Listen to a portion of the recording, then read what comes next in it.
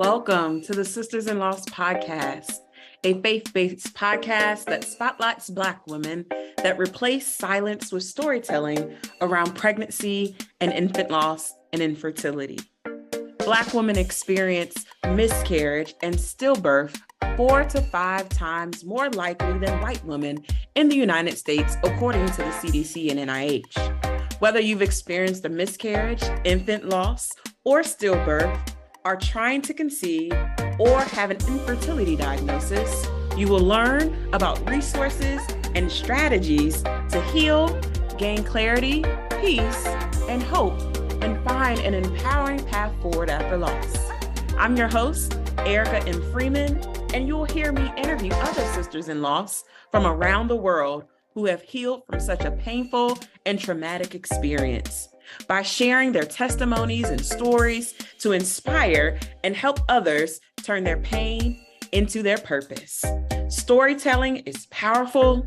Storytelling is activism. Storytelling is healing. Now let's get started. Welcome to the podcast. Thank you so much, Erica. I am so honored to be here with your listeners as well. Absolutely. I would love for you to share a little bit about yourself and what you do. Yes, sure. So I am an ex-corporate girly. I worked in the Big Four audit firm for 12 years, over a decade of my life. And about 14 months ago, after I made director in one of these firms, I decided to call it quits and really focus on what my values were and still are, and just focus on, my family, and freedom, travel, and some of the things that I had put a back seat on as I was climbing the corporate ladder. And now I help women create financial freedom that allows them to pursue those options, whether it's staying in a corporate job or taking time off, which is also so important for the conversation that we're going to have today as part of, our overall well-being. Absolutely. Well, take us on that journey. Take us back on and start us kind of on your journey to motherhood, and then definitely talk about how your corporate role played a role in deciding to leave the corporate world to focus on your family. Oh, yes, yes. So I started thinking about, raising a family with my partner. We always knew we weren't going to do it immediately, about 3 years in. But, you get married and you think that it's the easiest thing to do. It's the least of our problems. And when we started trying, it wasn't as easy as we thought. And I found out then that I actually had endometriosis. And so I had what is called a laparoscopy to sort of clear some of those lesions. And I was put on some hormonal meds for a few months. And thank God, miraculously, I conceived and I had my first child back in 2017. And then we tried again after a few years. And with the first time we tried, it was also during a very busy time of the year. I was also going through a few, family issues. My dad was going through a divorce. So there was just a lot happening.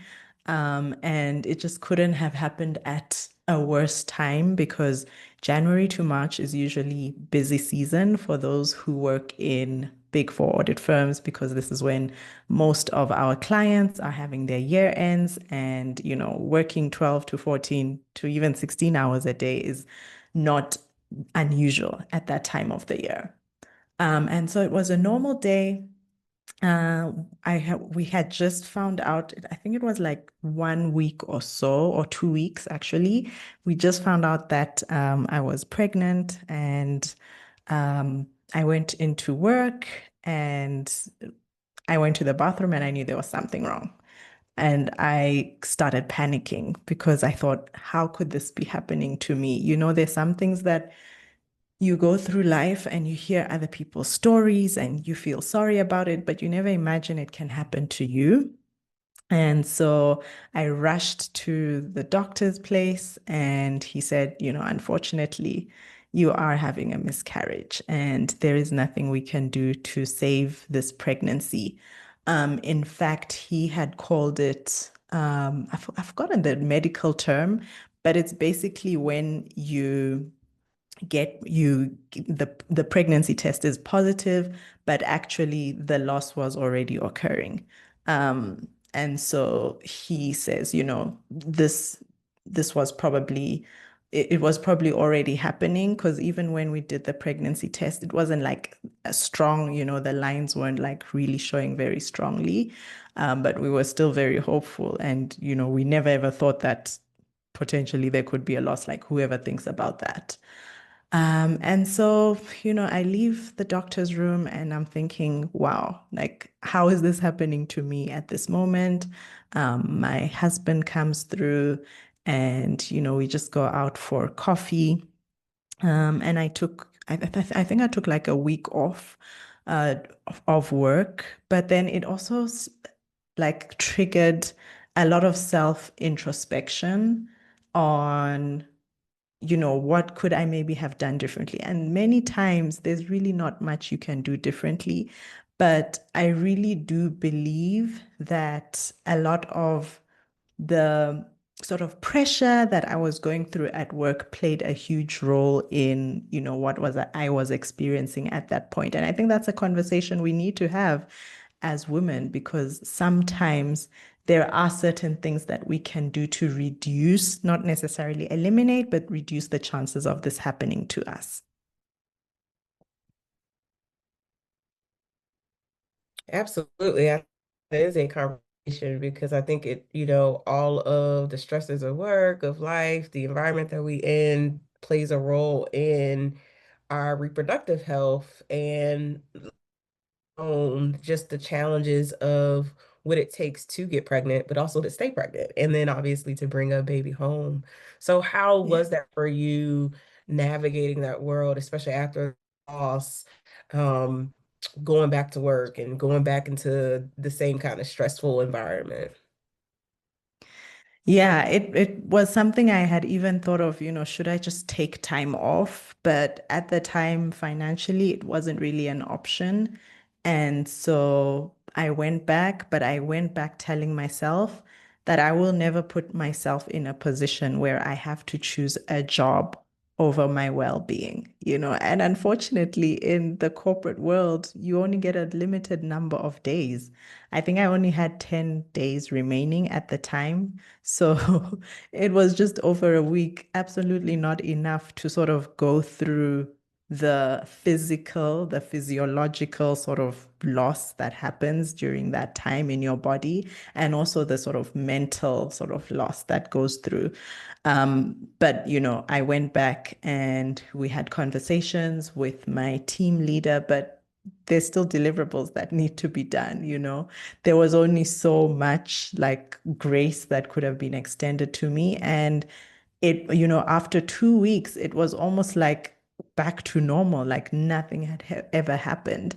And that's when I really started to think, okay, I need to start creating options for myself because no one is going to come to save me. Like, even if you're going through something as traumatic as a pregnancy loss, there is only so much that your corporate can do. And I know you advocate a lot for, change, but I think it's also important that we as women sort of try and put ourselves in positions where we don't have to choose the money or the job over our sort of mental health. Absolutely. And I think that that is the challenge, right? The challenge and the privilege that it's hard to do to make that decision on when is the right time to step away and really focus on our mental health as we're Yeah. navigating through. So how was that for you to make that final decision to say, hey, or what was the catalyst to make that decision to finally move over corporate and really focus on your family? Yes. So for me, what was sort of the nail on the coffin that, was sort of a finality was when, as I mentioned, I already had my son at the time. And now he started going to school and we started the following year, we took him to what we call big school or junior school. He had graduated from kindergarten. And in the first few months, I was called into a school meeting and I was told, look, your son is suffering from anxiety. And I'm like, what? What do you mean anxiety? Like, what is going on? And it just hit me like a ton of bricks that uh, and it wasn't like they were trying to make me feel guilty or anything, but I felt that I had put in so much time, so much energy. I had given everything, like my best working hours, my best time to my corporate job, but it was at the expense of my family. And here I was being called into a school absolutely not even aware, not even noticing the signs that my son was experiencing some sort of anxiety, maybe from going to a new school, but something that I felt as a mother, I should have noticed. And for me, that was when I realized, okay, I am no longer going to put a corporate job first. I need to put my values first and find ways to earn income that allows me to live out my values, that allows me to put my family first, that allows me to even think of, potentially the options that were laid out to us at the time to try and fall pregnant again because I still had the endometriosis. And then I was diagnosed with adenomyosis like just after the pregnancy loss. So I realized that, and I want to say this statement in a way that is not belittling us as women, but I realize we can have it all, but not at the same time. And I think that was sort of my moment where I had to choose like which season I wanted to prioritize at the time in my life. And that's when I realized, okay, I am going to have to find other ways to earn income, to create wealth for myself and my family that is not going to come at the cost of, the family, the child that was a miracle in itself, like even having and the other children that I wanted to have. Absolutely. And that is definitely an amazing choice that you made to really focus on your family in that way. And really understanding, hey, this plays a role in my diagnosis, your additional diagnosis, obviously, with the adenomyosis, Yeah. which is even more severe. And then how Yes. endometriosis plays a role in your body, your health, your overall hormones, your cycle. And if you do want to continue to grow your family, stepping away from the corporate role and focusing on your own business ventures is necessary and definitely a blessing to be able to do so. So I would love for you to just talk a little bit about that transition on how that has been for you and just Yeah. how it's been for you trying to continue to try again and grow your family. Yeah, yeah. So, fortunately, I had a very good doctor, and, I always encourage women to find good doctors that have a balance between honesty but also positivity. And so he was very honest with us and he laid out the options. He was like, this is the option that I would encourage you to go for first. If this doesn't work, then we'll try going to the fertility clinic. If that doesn't work, then maybe consider having like a surrogate sort of pregnancy arrangement. And so that was at that point, I had already, sort of planned out my corporate exit. And I knew that I wasn't going to stay so long. So at that point, I also started sort of financially planning because I was just very positive. I don't know why, but I was just very positive that one of those options was going to work. And I was really praying that we wouldn't have to go to the fertility clinic, which is so, so expensive. And even just mentally, he was just explaining to us how it can be very mentally draining to go through, sort of a phase in the fertility clinic. It doesn't work, and then you have to wait for a few more months. And it's also, comes at quite high costs. Yeah, so then we started with the treatment. I think I went through like 3 cycles. And then again, miraculously, I fell pregnant and had twins. So my twins are actually medical, not really natural. My doctor always reminds us about that. But I was well on my way to sort of leaving at the time. So I started increasingly or more aggressively increase my savings. I started working on real estate and really just sort of educating myself on creating wealth beyond just depending on an income. And so I think those sort of financial preparations, which people don't really talk about, helped me 2 years later to be able to finally say, okay, I'm done. And, without that fear of how am I going to replace my income? So actually, when I put my resignation letter, I did not have another job lined up. I did not know where I was going to earn income from. I had a coaching business, but it wasn't making money consistently. Um, and so I just had the faith that things were going to work out, but I had also the financial runway. So that also played a role. It really helps me in having that peace of mind that the financial part of this journey was well taken care of. And so 3 months in, that's when I landed my sort of first consulting contract. And so now I work, I would say, part-time. And I pretty much replaced my corporate income working 3 days a week, which is something I say knowing it's very much from a place of privilege, but I think it's also because of the preparation that I had done for the 2 years leading up to when I eventually decided to sort of call it quits. No, that's good. I think that that definitely explains it to people that you definitely took the time to save, put money aside, and understand everything that happened. But having doctors who listen to you is key because I think that gave you reassurance also in your decision to like, okay, I'm good. I'm going down this path. Now I'm pregnant. This is the right Yes. decision. Everything's going well. Yes, yes. Oh my God, yes. And doctors who can also give you sort of that balance of honesty. Because I hmm think at the same time, if a doctor is just only trying to pump you with positivity, it can also lead to a lot of sort of mis-expectations. hmm Um, And so, I mean, there's clinical sort of scientific conditions, but I also believe in miracles. I'm a woman of faith. hmm But I'm really thankful that for the medical team I had who could sort of balance between the two and keep us on the path of the balance between sort of realism and sort of faith, that it was going to happen.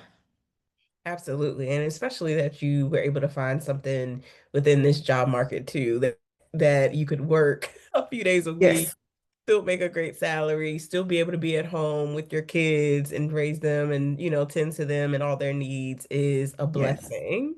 It's such a yes, blessing. So I would love for you to share a little bit more about your faith journey through this because obviously this is a step of faith to step out on your own, to, definitely leave a good paying job, to do something completely different, to focus on your family, to focus on your health. How has your faith journey been, especially after you've experienced your losses and then going through this transition? yeah, yeah. Such a good question. I actually think it strengthened my faith a lot. Um, I think at some point while I was sort of going through the motions of, climbing up the corporate ladder, being this very ambitious woman, I do think that at some point I was not as strong in my faith as I should have been. And so I relied a lot on what I could do, how much more work I could do. It was all about me, me, me, me, me. And I think these losses, first of all, the difficulty in trying to conceive, I think it was sort of that was like my first wake up moment that, wow, you actually have to surrender. You have to actually surrender. You have to do your part, of course, but surrender is required in order to activate. miracles. And that was the sort of first trigger point. And then going through the loss, I questioned a lot about, why would God allow anyone to experience this? What is the learning lesson for this? And I think I still came back to that whole surrender, surrender and trust that you might not be able to piece all the pieces of the puzzle right now, but looking back, you will understand why. And for me, I think if I had had, if I had conceived at that time and had a child, I think it would have been again another sort of cycle of going through what I went through with my son, where I was completely not present. I was still so focused on my corporate job. There was only so much I could do to be there for him. And I can see how it has affected him, especially because those are the formative years of a child's life. So I'm not saying it was a good thing, but I do think that sometimes God does things to protect you or to help you learn a lesson so that when you are ready, He then brings the gift that you desire at the time when you have learned the lesson and extracted the wisdom from whatever you're experiencing.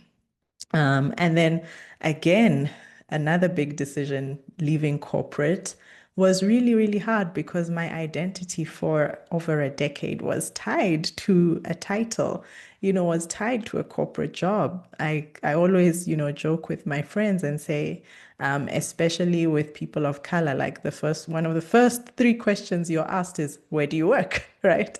What's your name? Where do you work? Where do you live? At least one of those three questions will be about where do you work? And so navigating not having a big brand next to my name, I knew was going to be hard. Like not knowing when I was going to be able to replace my salary, not even, and if I was going to have to go back to corporate was a really scary thought. But again, I held on to the belief that I was actually doing it for the right reasons. I was doing it to be more present for my family. And I just trusted and believed that there was going to be a blessing, that the universe would recognize me for that. And sort of for the motivation behind it, and something would come my way that would be in alignment with how I want to live my life and how I want to sort of be more balanced in, yes, I still am ambitious, but I also want to be there for my kids. I don't want after 20 years to look back and be like with so much regret of not spending enough time and, being the present mom that I wanted to be. Absolutely. And I think you definitely did that. So I would love for you to talk a little bit about your business Yeah. that you do on the side and how that has fulfilled you in this season. Yes, yes. So I find so many other women who I have conversations with, big corporate titles, really successful, but feeling trapped, feeling stuck, like that is the only way out. Feeling like they can't even focus. I have even had conversations with women who feel they can't even focus on raising a family, on, having children because of the fear that someone else will have to raise those kids on their behalf. And so this conversation of creating those options, I feel has never been more important than it is now. And so that was the inspiration behind what I do now in my coaching business. And so what I really help these women do is become much more intentional with their money, not defer financial decisions to their partner. It's important to, if you have a partner, to, be a team, but not just assume that everything is going to go well because you have one. And really empower them in understanding the basics of money standards, of, creating wealthy habits that are going to give you the option to eventually say, you know what, I actually am going to take 3 months away from work, even if it's unpaid leave, and I'll be fine. To just pour into myself, or if you want to take time, maybe to, try and have a family without that pressure of work, work, work. That's also great. I just remembered now as I was speaking, while I was going through the treatment, because, it was injections and you had to do it at specific times, I remember going into the parking lot at my work with those injections in a cooler bag because they had to be at a specific temperature to go and inject myself. And I'm thinking, I wish I had the option of just staying at home and just focusing solely on that, as opposed to having to juggle between that and my job. And so those are situations I don't want any woman to ever have to go through. And most of the time, it boils down to the finances. And so it's really in helping these women use their paychecks to create those options. And so my sort of specialty is in real estate. So I also help women build their real estate portfolios that can allow or that can pay them an income over and above their corporate income. I love it. So how would my listeners want to get in contact with you if they want to work with you? Yes, yes. So I am very active on LinkedIn at Rebecca Muriuki, but I do have a private audio series, which I think is the best way to connect with me. You'll find all my all my social media links in there. It is called the New Economy, and it's basically a sort of mindset audio series on just how to think differently about earning and creating those options for you to live in full fulfillment in your life, and to allow you to embrace your values and not have to choose between the corporate job and the things that really light you up and really excite you. So you can catch it on richwomanrevolution.com/podcast. And there's a really nice worksheet in there that you can fill in under 60 minutes that will tell you sort of what is the freedom number you should be working towards, so that you do have the option to take time off work or even to leave work completely, and to really just put yourself first and your family first, if that's a value that's important to you. I love it. Love it. So I would love for you to leave our listeners with some encouraging words. What encouraging words would you leave with our listeners who are on this journey to motherhood, may have experienced some losses and are looking to find that balance of really focusing on their values, versus having to continue to chase the corporate ladder? I think I have mentioned these a bit in sort of our conversation, but for me, the first thing is miracles do happen when you believe. So you've got to believe as well. And it's really important when you're in this journey to continuously assess whether there's any limiting belief that is stopping you from believing that this is possible for you. And something that really helped me was seeing others. And I love this podcast because of the stories that you share here, and just seeing others go through the same experience and have those sort of miracle moments. So that's the first thing I would say. And the second thing I would say is we can have it all, just at different seasons. So know which season you are in and embrace it to the max. I love it. Thank you so much for sharing your story on the podcast. Where can we connect with you again after this episode? I want to make sure I get all the links and all the social media Yes. handles so people can follow you and stay in contact. Yes, absolutely. So LinkedIn, Rebecca Muriuki, Instagram at Rebecca K. Muriuki, and my private audio series that I'm gifting to you all, richwomanrevolution.com/podcast. Absolutely. Well, thank you so much, Rebecca, for being on the show, and I'll talk to you soon. Thank you. Thank you, Erica. All right. I'll see you later. Bye. All right. Bye. Thank you for listening to today's episode. For show notes, go to sistersinloss.com.